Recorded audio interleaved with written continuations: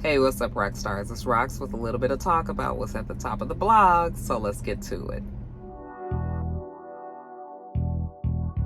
I say I'm gonna take some time off, y'all. All the cashiers, they was like, somebody stole her truck. It was like you could hear it all throughout the store. This Rox coming to you today with a review for Love and Marriage Detroit, Love and Marriage Huntsville, our book 4, Real Housewives of Atlanta. Let's get to it, shall we?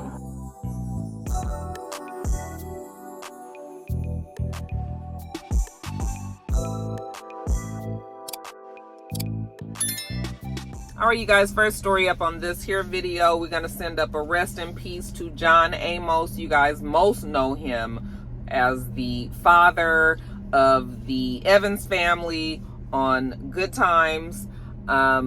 He passed. We found out on Tuesday, I believe it was, that he had died. You started to see all of the outpouring of love and many people just putting up tributes and folks that have worked with him, you know, saying how, you know, this was devastating news to hear. You guys, there have been so many people that died. I meant to get information on Dikembe Mutombo, who passed as well, and I did not. I did not, you guys. We'll talk about Dikembe in a minute, but there's been so many people that died every day. I mean, Chris Christopherson, I think, passed, and we saw that Raven Simone's father passed, and like I said, Dikembe Mutombo, and it's just, I mean, John Amos dying as well. It's just been craziness. Now, you guys have to remember that this story is strange in a lot of ways. If you can think back, last year we had found out that John Amos had been being taken care of by his 53-year-old son, 52 probably at the time, year-old son, Casey Amos. Okay, we would see them on social media. Casey would many times put his father on as they traveled or whenever they were together, which seemed like it was a lot. I just assumed that they were very close, happy father-son relationship. They would do funny little videos on Instagram and all. Then all of that kind of came to a halt when apparently John Amos got sick and was in the hospital.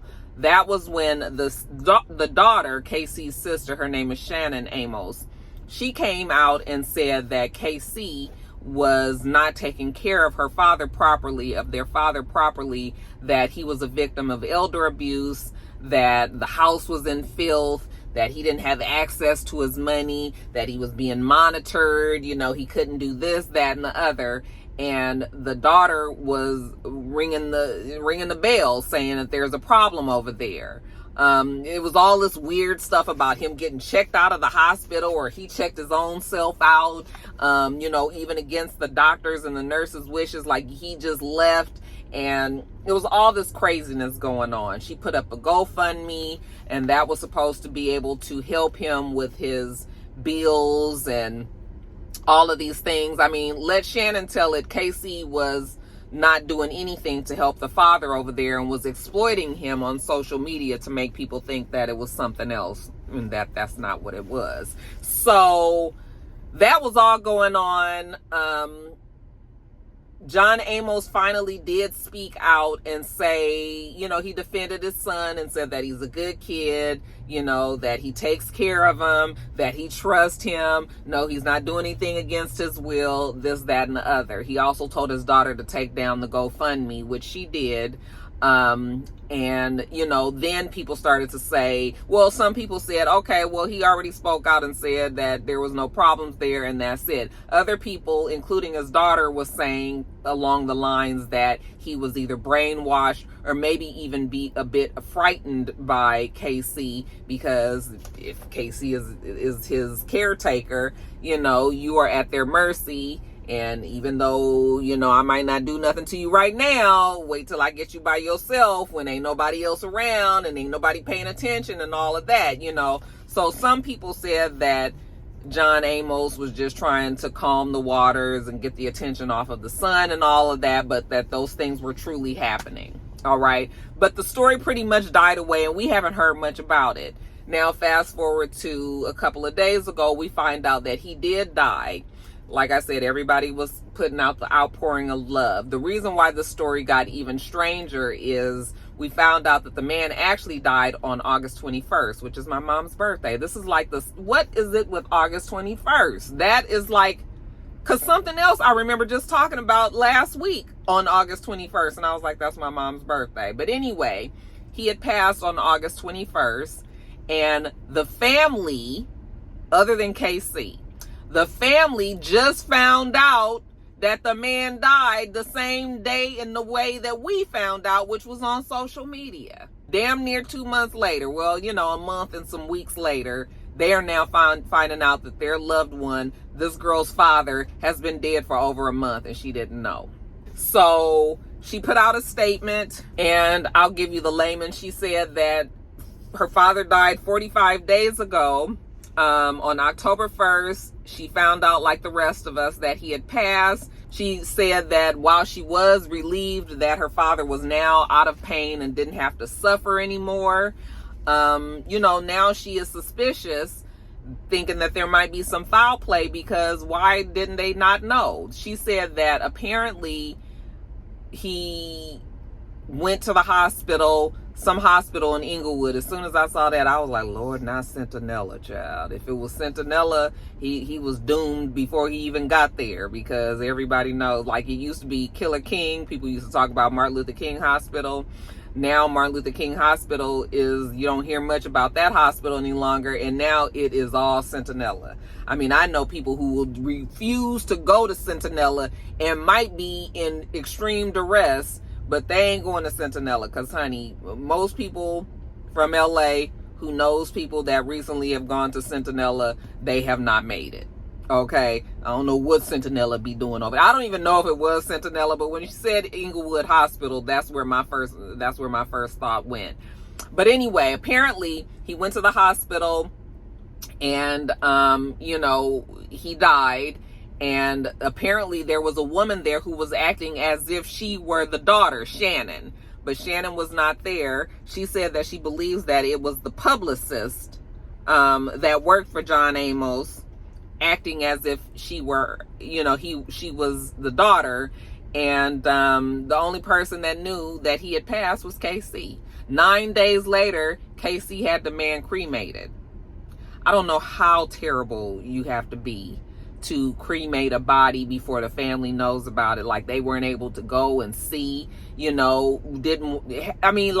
is wrong? That is so awful of a thing to do. All right. But that is what he did. Cremated the man 9 days later, and they did not have an autopsy. Okay. The hospital said, I guess on the medical records, that the man died from heart failure. But that's just them going by, I guess, by what, if you don't have an autopsy, how can you definitively say that this is how that person died? My real Rockstar doctors, my real Rockstar medical workers, those who might have information on this, like, you people just die and we don't do autopsies, especially when it's been shit that's swirling around him and all about his care and all. It's strange to me as well. Okay, so now Shannon is saying that they suspect foul play, because why didn't nobody know that their damn father was dead? All right, for over a month. KC finally put out this statement, saying how his father had passed and, things like that. But the family was just like, nigga, you was wrong about that, and something is fishy about that. And now that the man has been cremated and KC has the ashes, like, they have no way to say or do anything. So the family as a whole put out a statement. And when I say the family, I am meaning the daughter, the goddaughter, his granddaughter, brother, niece, son-in-law, and the son-in-law's wife, and best friend and manager. They all put out a statement saying, "We fear he was likely cremated to avoid any potential investigation into the conditions surrounding his final days." Okay, I think there's something wrong with KC. For him to do something so underhanded and sneaky, like, I would have problems, major problems as well. And I'd be damn near ready to start an investigation and press some fucking charges. The sister has always said that KC has bipolarism. you know, that he's been addicted to drugs in some way over the years. And all of that has added to the fuel of why these two don't really get along, you know. And then of course how he treated the father. Just a mess, you guys, just a mess, and very, very sad. Like, I would be livid if I knew that my father had passed and my brother did not tell me for over a month. Okay, especially with all the shit that's surrounding him. But yeah, something's going on with that Casey. Like, I don't know what kind of person you have to be to do something so heartless. Like, just But I don't even know if there's any legal, like, what can they do when there's no body, like, to look at? You know, you can only go by the records. And like I said, if it's that Centinela child, who knows what them records even look like. So yeah, very, very sad. And since we're talking about the deaths, I am so upset that I forgot to get the information on Dikembe Mutombo. He was a basketball player. He was known as the gentle giant here. Everybody knew him as the one to do the no, you know. Remember his Geico commercial back in the day? Like, today it would have been called going viral, because everybody knew his Geico commercial, him running around and knocking blocking everything and doing his signature no. But more people were saddened to hear of his dying because of his generous contributions to his homeland, where he was from. He was from a country in Africa, and I don't know where it is. Like I said, I did not get the information. I forgot. But apparently he was a humanitarian of all humanitarians, and always gave to his country and to his people, and never forgot where he came from. And even though he hasn't been in the spotlight, that he has still carried on those very charitable type of ways. And so in that way, people are saying that this was a great man who is gone. My brother was heartbroken. Like, he was just like Roxanne, he is just such a good person. I had a personal little story about Dikembe Mutombo back when my kids were like, back when we first moved here, maybe 2 years after we had moved here, so maybe around 2006, I was at Toys R Us in Buckhead before they closed all the Toys R Us. I was at the Toys R Us where Nordstrom's Rack is now, for those of you guys who live out this way. That used to be a Toys R Us. And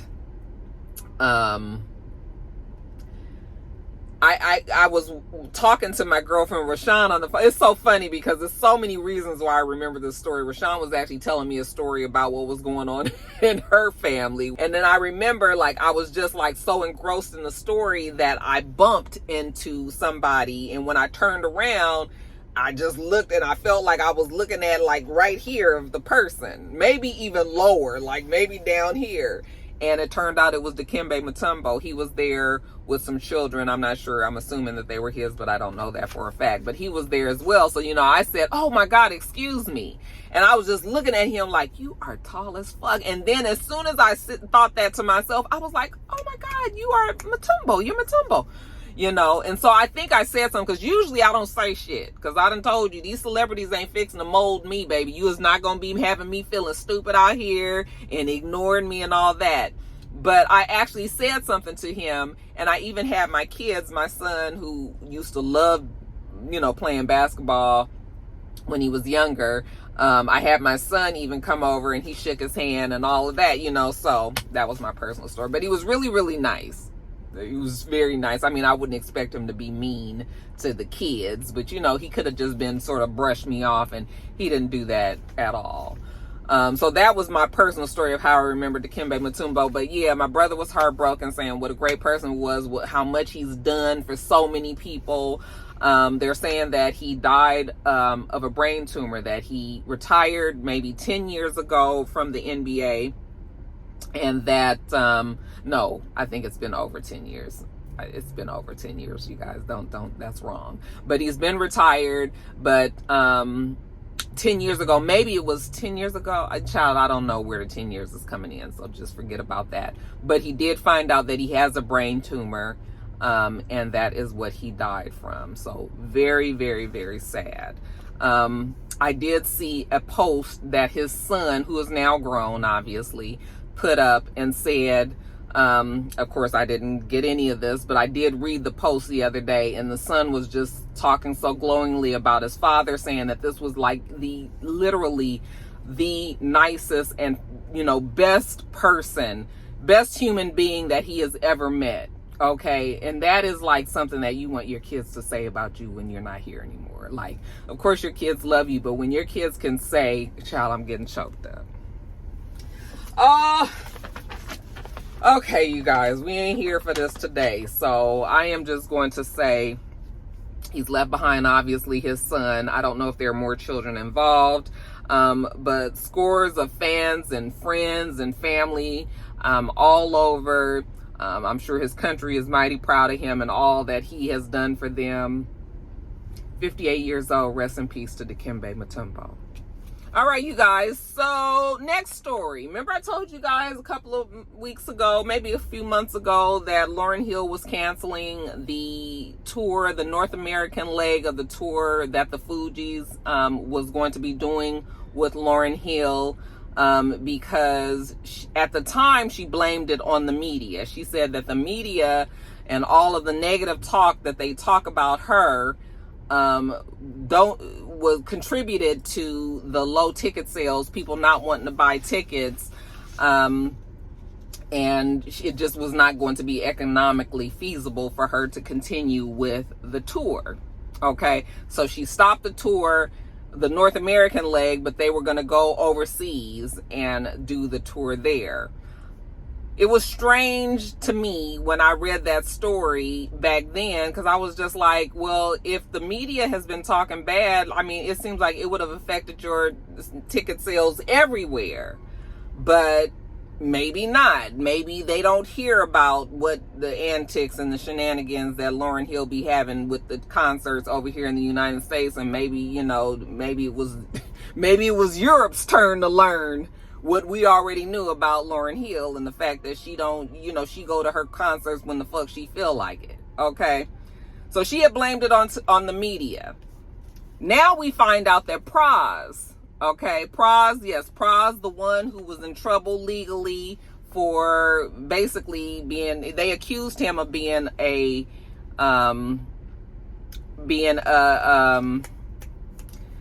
agent for the Chinese. What is the word that I'm looking for? You guys know what I'm talking about. They like a traitor. They accused him of being I can't think of it. Like a double agent for China.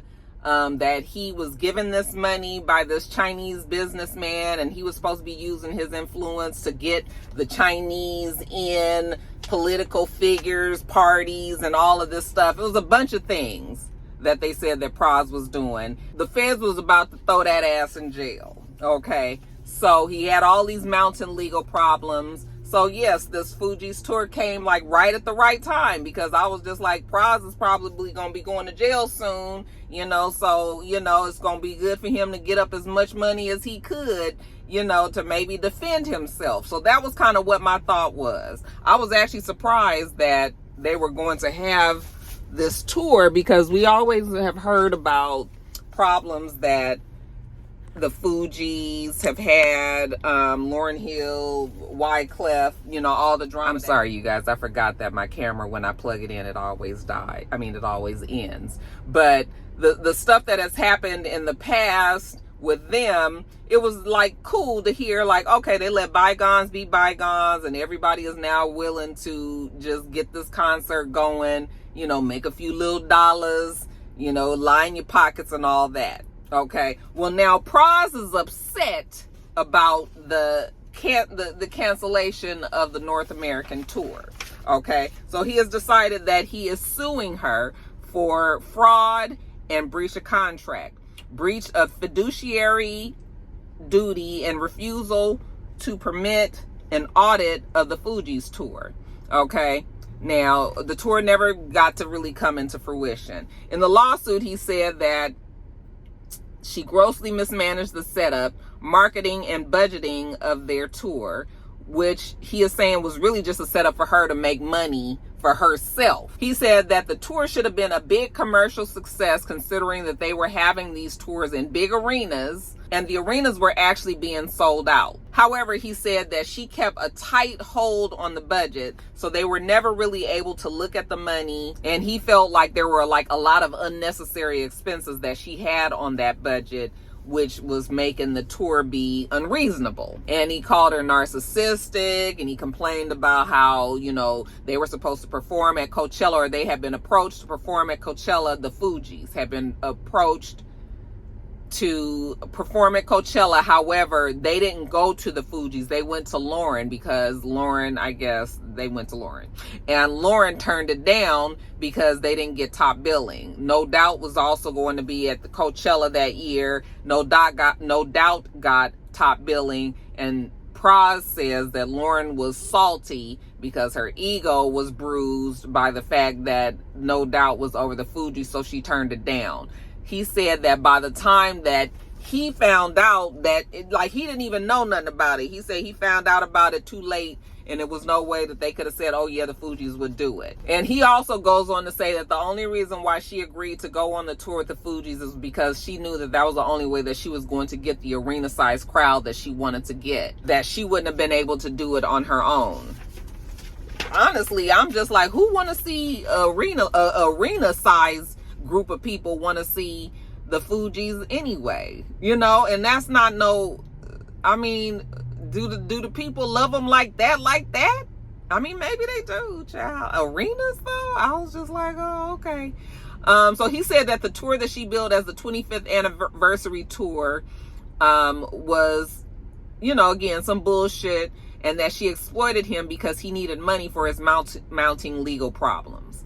All right, so when he put this lawsuit out, I was sort of kind of looking like, oh, damn, Lauryn, is that what you was trying to do? But Lauryn was just like, well, hold the fuck up, because Lauryn might be a whole bunch of things, and y'all talk about Lauryn real bad, but Lauryn was like, but bitch, when I got a fact, I got a fact. And as a matter of fact, I got 7 of them.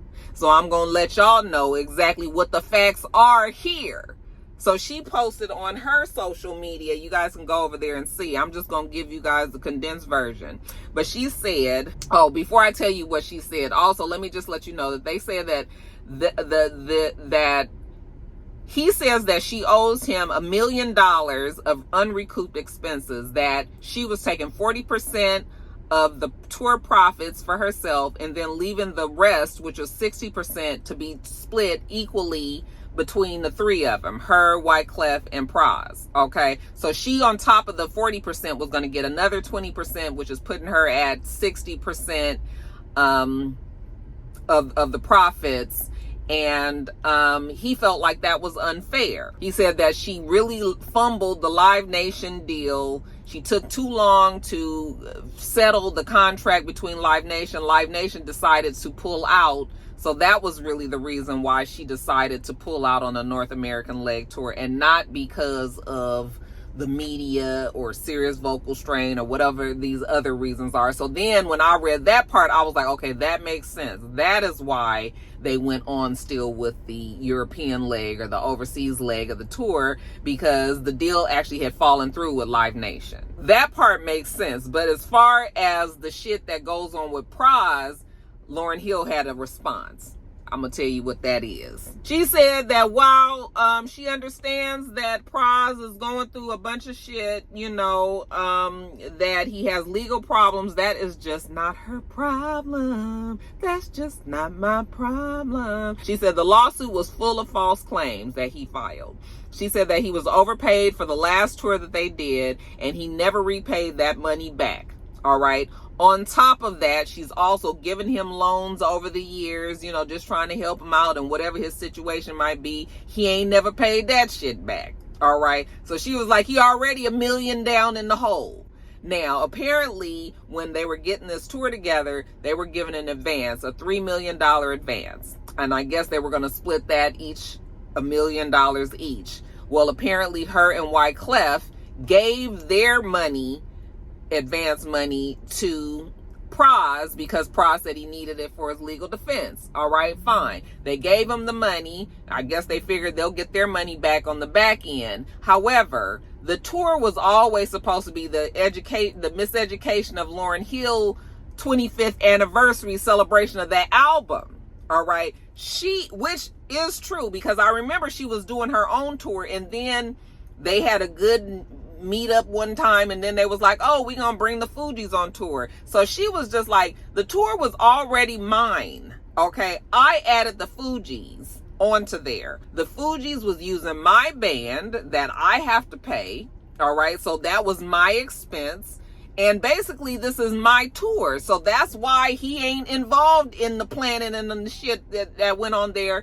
This is my tour. Now the part that came on with Fugees, she said that Wyclef actually did do the part to do the producing part for the Fugees part. You know, she and Wyclef was doing that.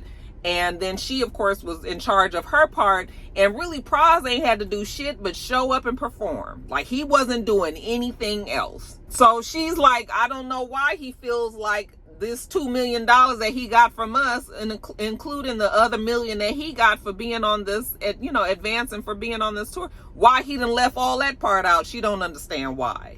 She's saying that she understands that, again, he's stressed, it's a lot going on and all that, but she was just like, you know, he even once thanked her for saving his life.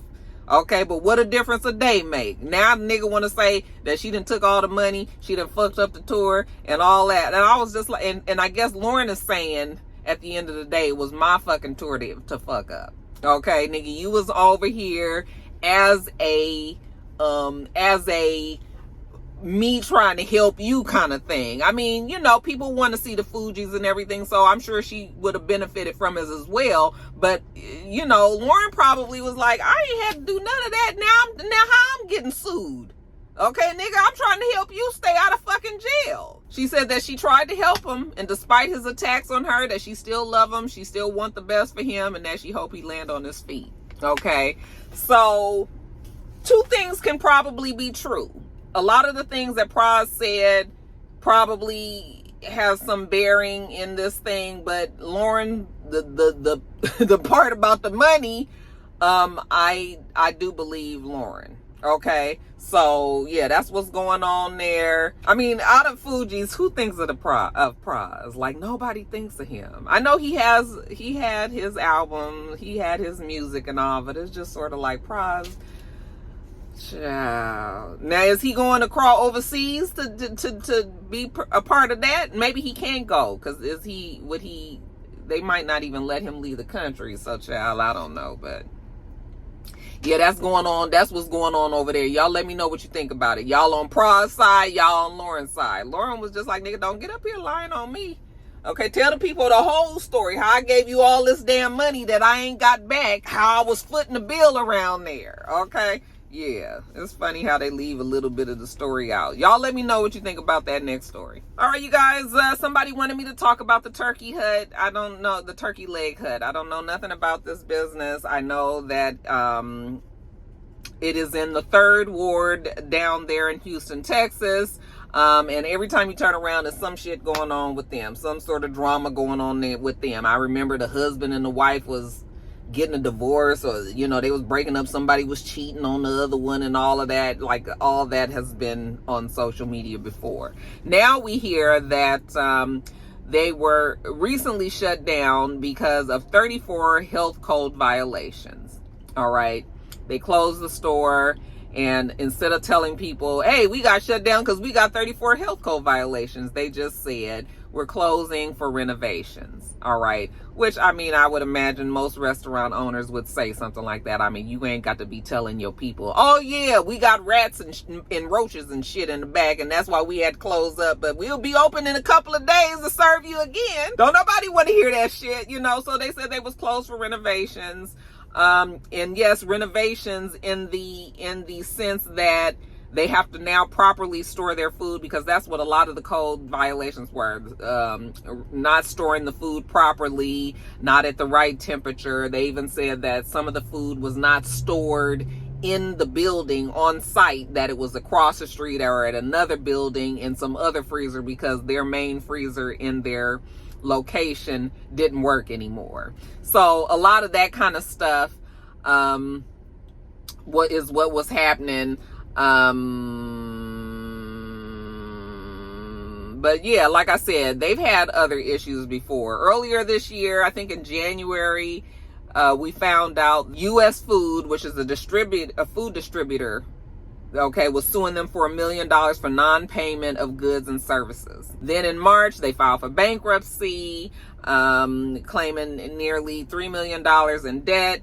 But they remained open through the bankruptcy, and they said that they were going to continue to serve their customers, that they were going to try to do as best as they could. I guess they were going to try to do whatever the bankruptcy is, where you're able to still keep your business, that maybe you just downsize and do some things, but try to save the business. So that's what they do. Then they said later on in March, that same month, they were ordered to pay over $900,000 to Stephen Rogers, who was a former co-owner who sued them as well. So remember, maybe it wasn't a divorce. Maybe it was the owner, a co-owner, trying to get out. Why is he driving through here so fast? Maybe it was a co-owner trying to get out. But yeah, it'd be a whole lot going on with them. A whole lot going on with that turkey leg hunt. Every time I hear, why do I know this much about a damn restaurant that ain't even here in Georgia? I know they were trying to open one here in Atlanta, but it didn't work. So yeah, it's a big deal down there. Y'all Houston people, is the turkey leg hut even good? Is it a place? I'm assuming they do all of these different turkey leg concoctions and recipes. Okay, whatever it is, yeah, they got some problems, but they said y'all just hold tight. They're gonna clean up the shit. They're gonna get that freezer fixed. They're gonna put the food where it's supposed to be, and then they'll be back open to serve you. Okay, you guys make sure you get on down there and support.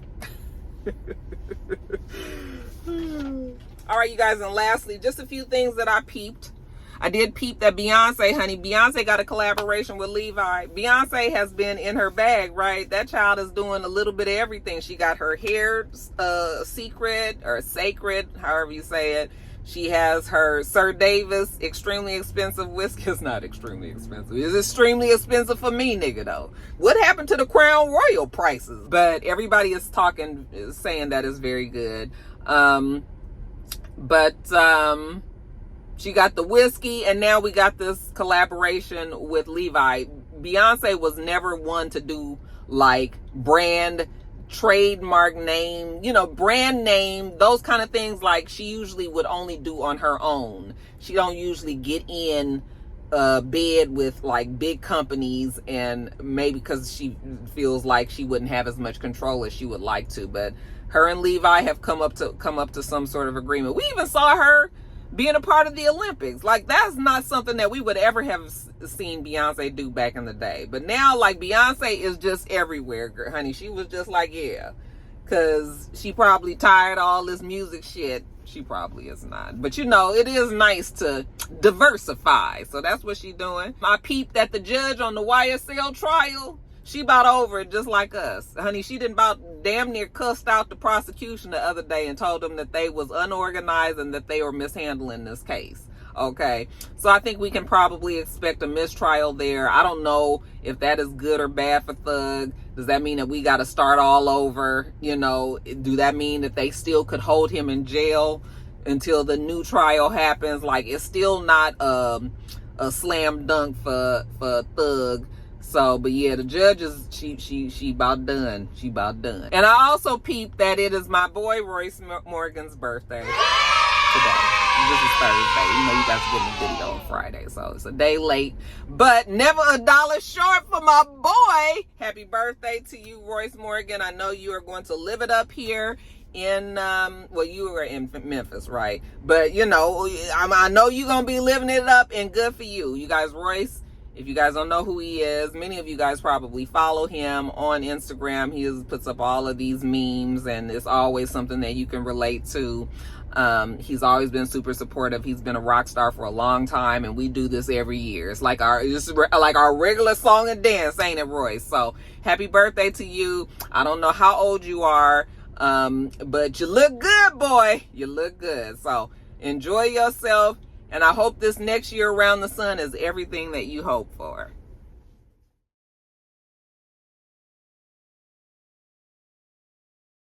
All right, you guys, that's it. Let me get on off of here, go get my food, and take it on back to work, okay? We do this every single week, so make sure you thumbs up the video, subscribe, and thumbs up the video,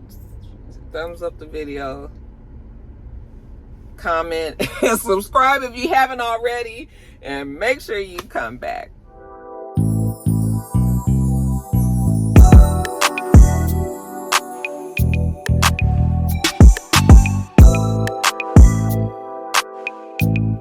Until next time, Roxstars. Bye.